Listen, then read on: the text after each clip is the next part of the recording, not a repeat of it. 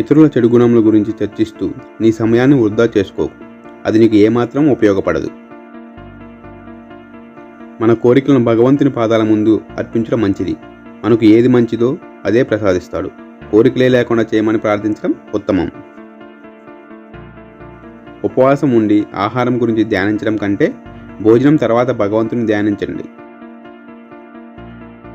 ఎదుగుదల కనపడడం లేదని చింతన వద్దు. మహావృక్షమైనా సరే మౌనంగానే ఎదుగుతుంది. నీ ప్రయత్నం నువ్వు చేయి, ఫలితం మాత్రం భగవంతునికి వదిలేయి. వంట పాత్రను రోజూ తోమాలి, లేకుంటే చిలుము పట్టి పాడై పనికి రాకుండా పోతుంది. అలాగే మనసును ప్రతిరోజు సాధన ద్వారా శుభ్రపరుస్తూ ఉండాలి, లేకుంటే మనసు అపవిత్రత పెరుగుతూ పోతుంది. కలియుగంలో తపస్సు చేయడం అంటే సత్యం పలకడమే. మీకు నచ్చిన విధంగా భగవంతుని ప్రార్థించండి. ఆయన చీమ అడుగులను కూడా వినగలడు. సత్యాన్నే పలుకు. మాట్లాడే ముందు ఆలోచించు, ఆ తర్వాత లిఖించు. నిన్ను చూసి చప్పట్లు కొట్టే 10,000 కన్నా కన్నీరు తుడిచే 1,000 మిన్న. ఎవరికి సహాయం చేసినా నేను నిమిత్త మాత్రుని.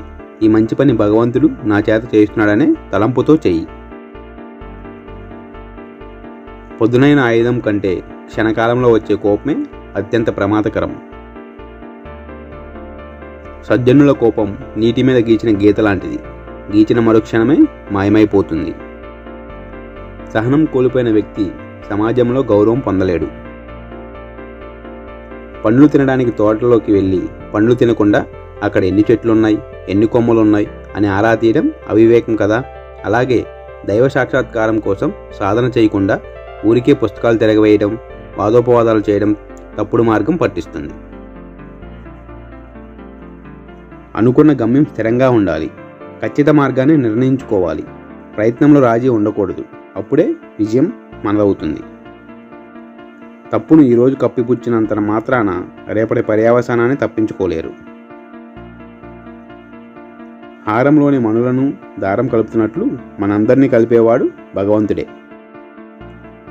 ఒక తీపి లడ్డును ఎటువైపు నుండి తిన్నా దాని తీయదనంలో మార్పు ఉండదు. అలాగే భగవంతుని నామాలన్నీ సమాన ప్రభావం కలవే. అందరిలోనూ దేవుడున్నాడు, కానీ అందరూ దేవుళ్ళు కాదు. ఫ్రెండ్స్, ఈ వీడియో కనుక మీకు నచ్చినట్లయితే లైక్ చేయండి, షేర్ చేయండి అండ్ కామెంట్ చేయండి. మరిన్ని మోటివేషనల్ వీడియోస్ కోసం మన ఛానల్ సబ్స్క్రైబ్ చేసుకోండి. Thank you for watching.